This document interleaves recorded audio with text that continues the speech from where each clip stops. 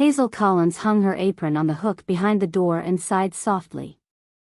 Her shift at the small neighborhood salon had ended, leaving her hands weary from hours spent styling, washing, and revitalizing the endless curls and layers of her clients.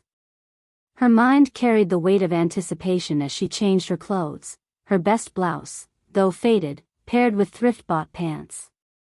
Today was meant to be special. With hard-earned savings cradled in the small tote bag she never thought to replace, Hazel made her way to the Clearwater Marina, a place of prestige and luxury that had captured her imagination since childhood.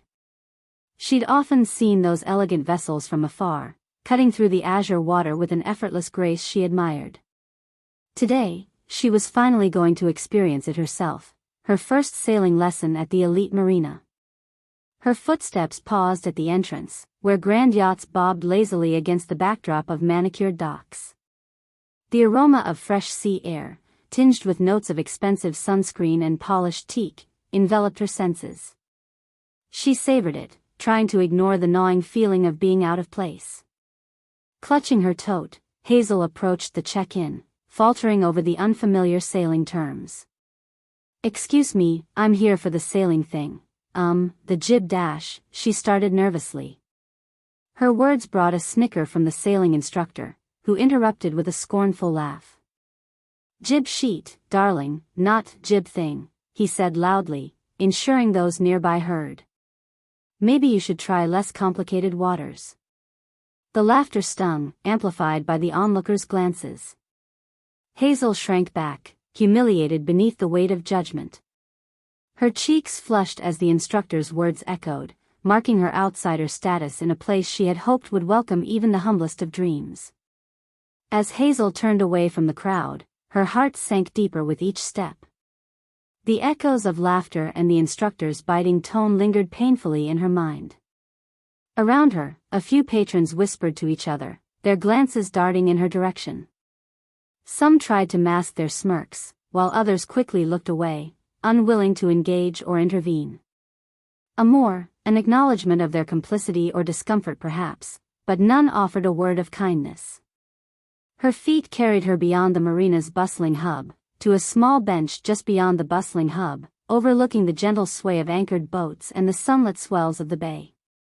The salty breeze barely nudged her hair, usually a comforting caress, now unnoticed in her misery. She sat heavily, the resilience that had carried her through many demanding days suddenly seeming so elusive. Hazel's fingers trembled against her tote bag, the reality of her exclusion sharp and consuming. Here she was, a stranger among the maritime elite, her long-cherished dream reduced to bitter ashes in the face of their judgment. Her savings had been poured into this experience, months of budget planning, of saying no to little pleasures like ice cream on a hot day or a cab ride home when working late. She could have treated herself to so many simple joys, but instead, she had chosen this, believing it would bring her a singular delight that justified every sacrifice. The bench offered her a place to reflect in solitude, and her mind wandered back through the labor of months that had brought her here. She recalled the many wedding hairstyles, the layers she cut and styled into the late hours. Her hands often ached, yet she had always felt a growing pride in her ability to create something beautiful from nothing. She wondered now if this pursuit of beauty had led her astray, comforted only by flickers of past encouragement from a few loyal clients and friends. She thought of Alice, her oldest client, whose soft voice once confided, "You're a natural, Hazel. You've got talent and heart." What would Alice say to this moment, this unraveling of hope? Perhaps that some truths, like some dreams, are worth the pursuit, even when they falter.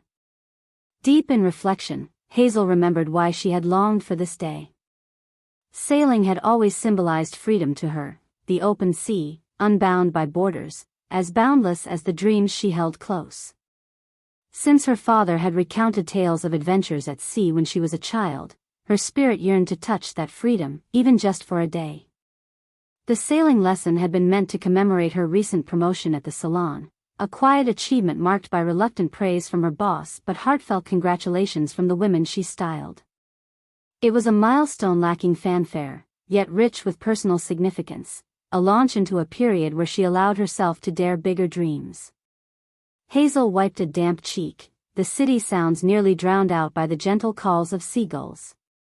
She leaned into recalling resilience from past hardships, how her mother's whispered encouragements had led her to fashion school, how she'd managed to balance working a job and attending classes.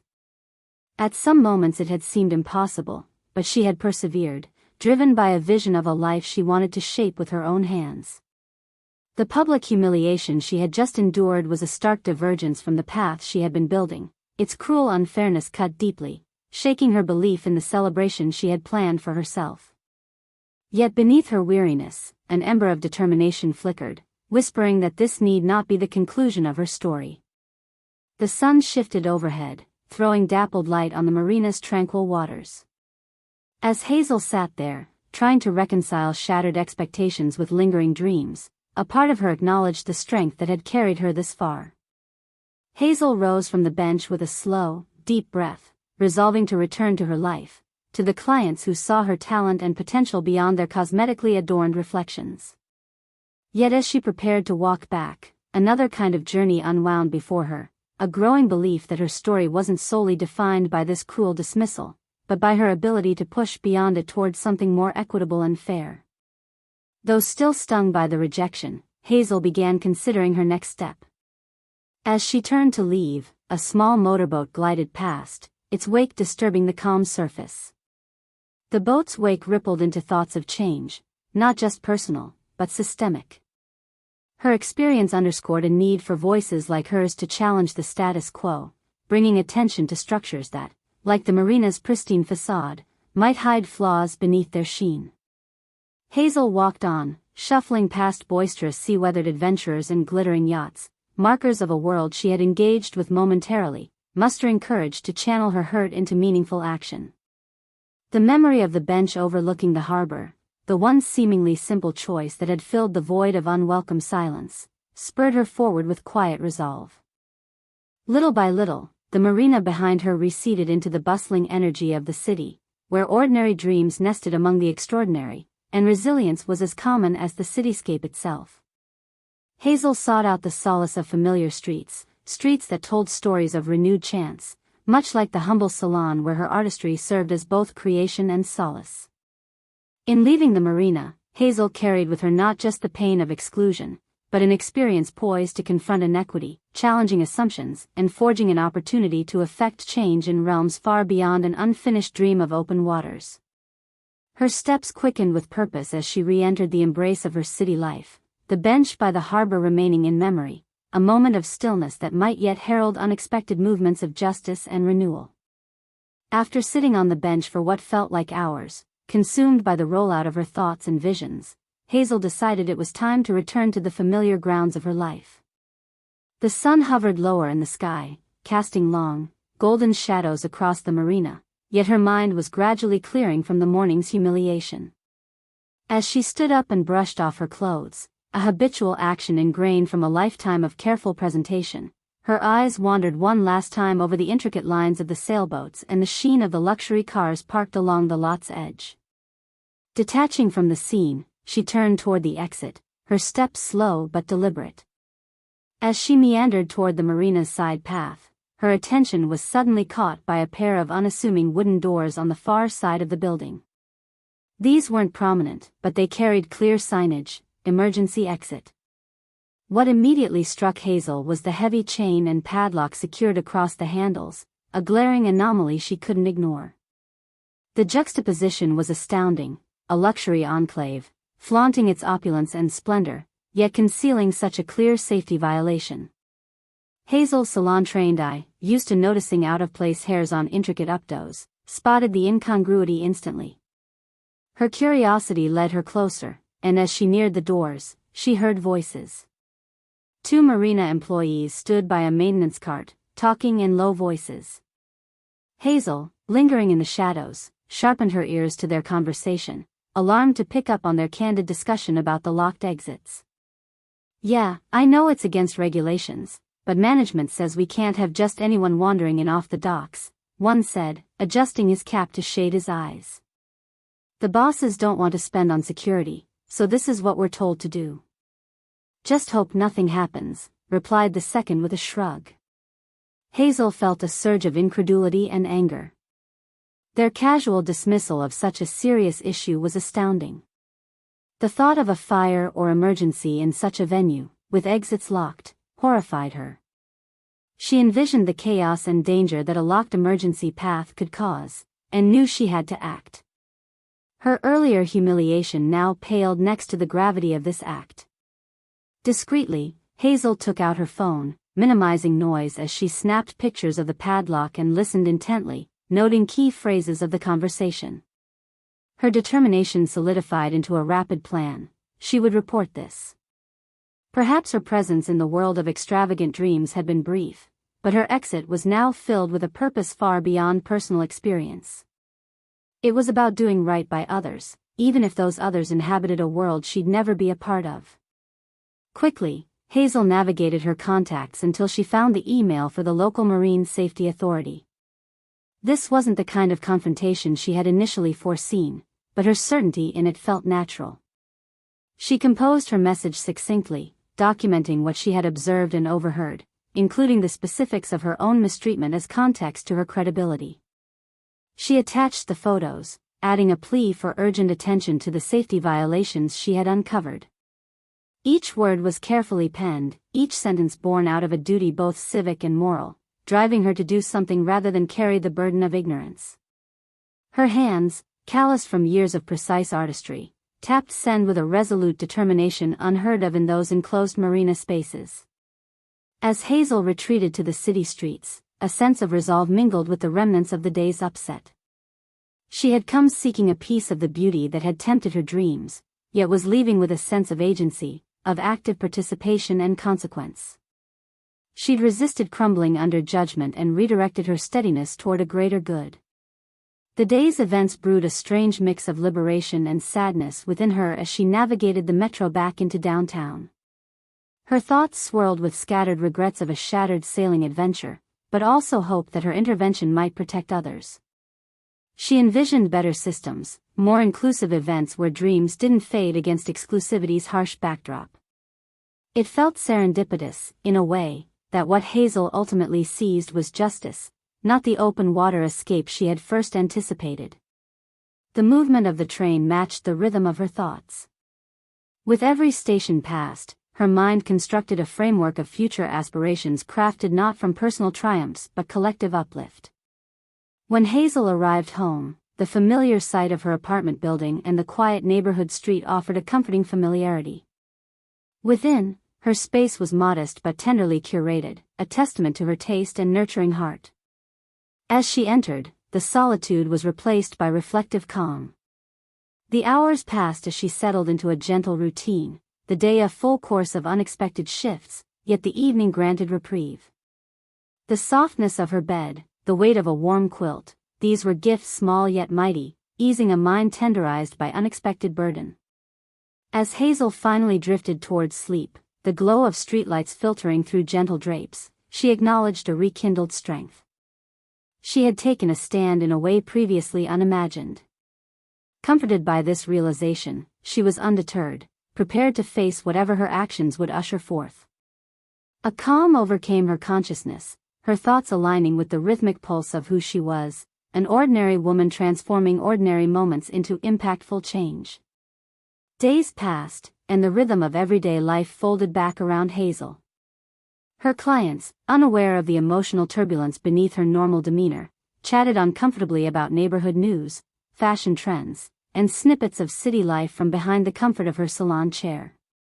Hazel's hands busied themselves bringing strands of hair into new life, but her mind often drifted back to Clearwater Marina, wondering what ripples her actions might set off. Then, one quiet morning, while sweeping the salon floor before opening, Hazel's phone buzzed with a notification from a local news outlet. Her heart skipped as she read the headline, "Elite Clearwater Marina under investigation for safety violations." Below it, a smaller headline caught her breath, "Whistleblower's courageous action prompts urgent review." Her reports to the Marine Safety Authority had been noticed and, evidently, they triggered an investigation that unearthed further violations, blocked exits, lack of safety protocols, and untrained staff in handling emergencies. The story detailed interviews and statements from inspectors, confirming multiple infractions that contradicted the prestigious image the marina cultivated. As Hazel delved into the article, a cascade of emotions flowed through her: vindication, relief, and a sense of subtle triumph. Her modest act of sending an email, a mere ripple in her daily life, now expanded into waves of accountability that challenged an entire establishment. Social media exploded with conversations, shares, and retweets. People she didn't know expressed anger at the audacity of the marina's negligence, while others voiced admiration for the unnamed whistleblower. Comments flooded in, not just about the safety issues, but expanding into broader discussions on exclusion and elitism in recreational spaces. This resonated deeply with Hazel, whose first-hand experience with the marina's indifferent elitism had been equally suffocating. As the story gained traction, a respected local journalist reached out, curious to hear Hazel's account.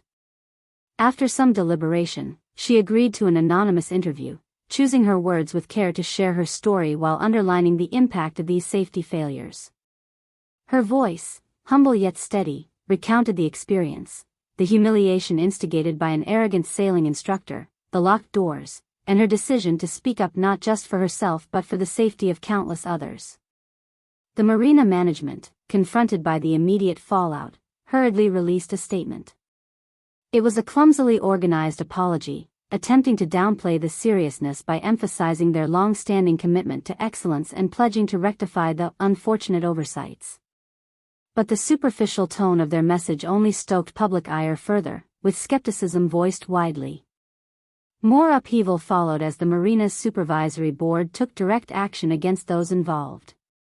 The very instructor who had humiliated Hazel was publicly reprimanded and temporarily suspended, a gesture of accountability sorely demanded by the burgeoning outrage. The board announced a temporary shutdown of the marina for comprehensive safety assessments and staff training, catalyzed by an impending fine and orders from the authorities. Messages of support began to pour in.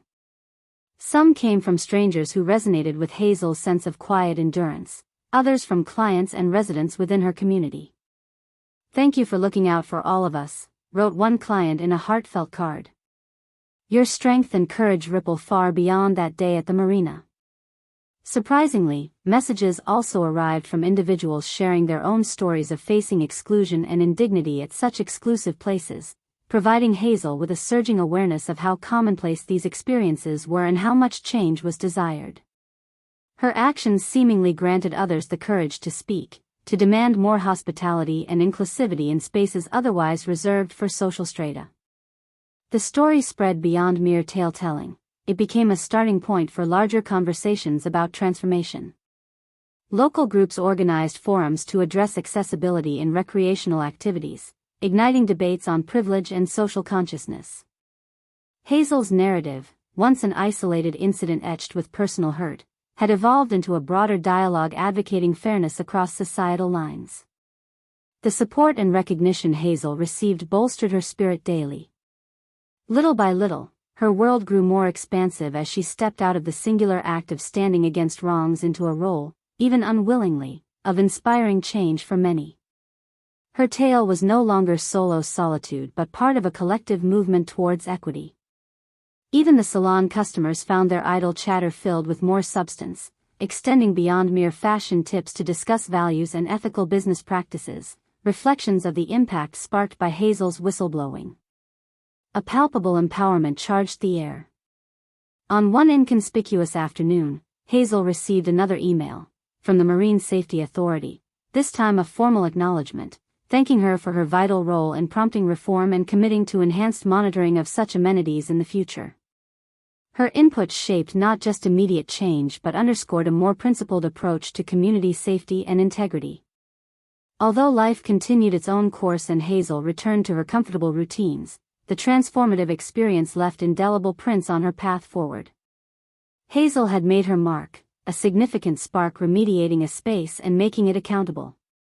She had grown taller in the unseen margins of the world, claiming dignity amongst the tallest of narratives. As she swept hair from the salon floor each close of day, she knew she would always find strength in courage and connectivity, even when wrapped in modest beginnings.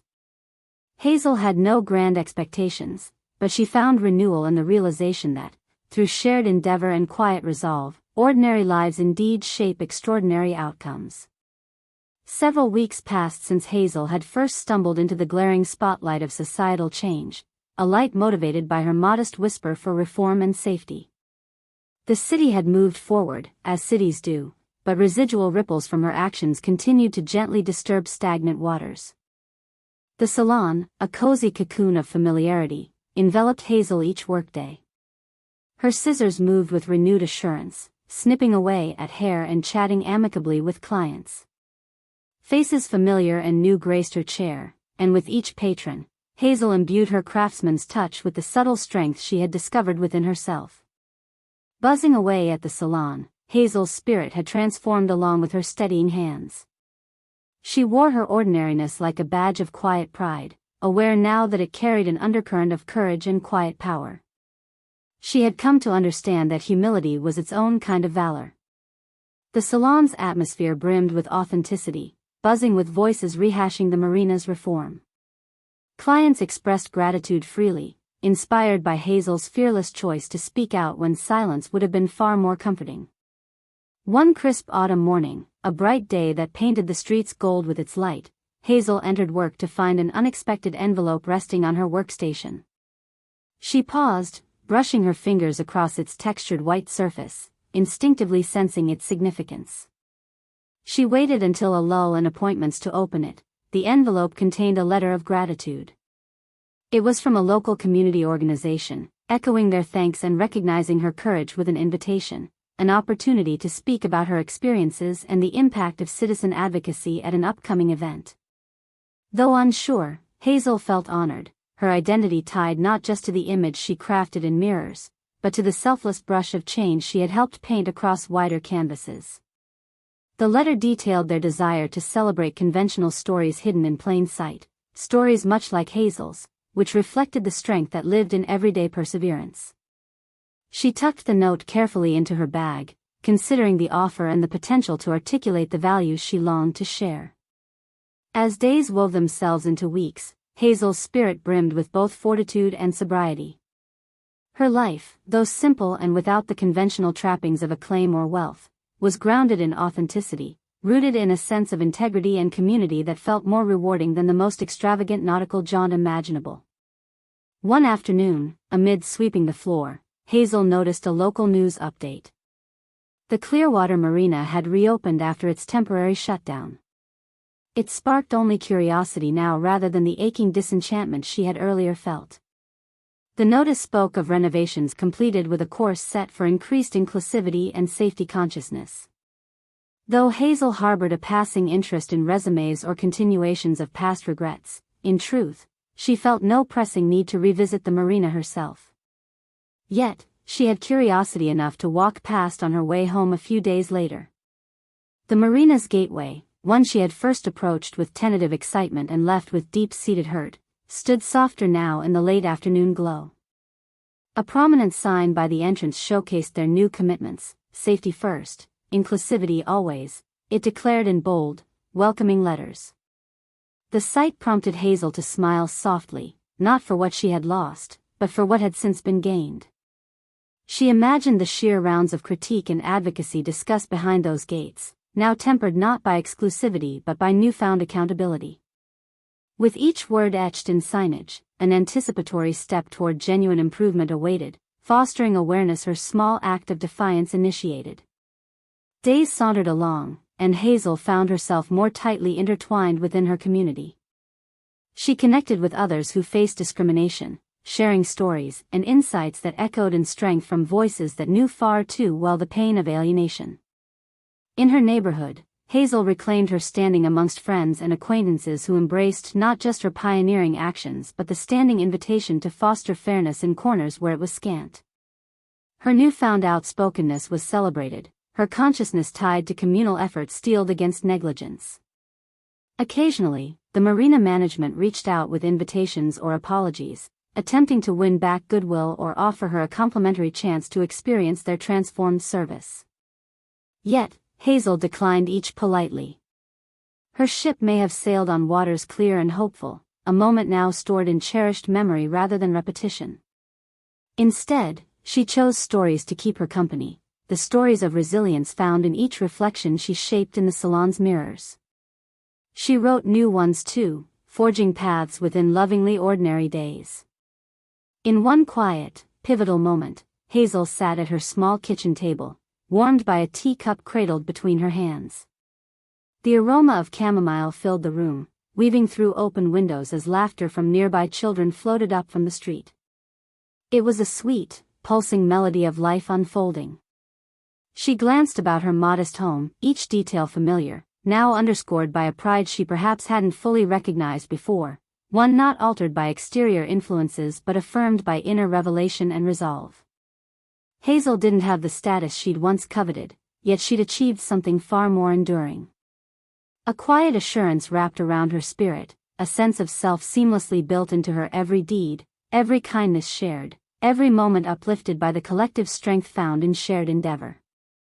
The marina's waters now reflected not just luxury and privilege but also the enduring ripple of Hazel's unassuming courage, a testament to her growth and bravery. As daylight waned, she smiled to herself, savoring the newfound harmony singing within her heart, a song of belonging penned by the insights she refused to silence, humming courageously into every strand she touched, every smile she shared.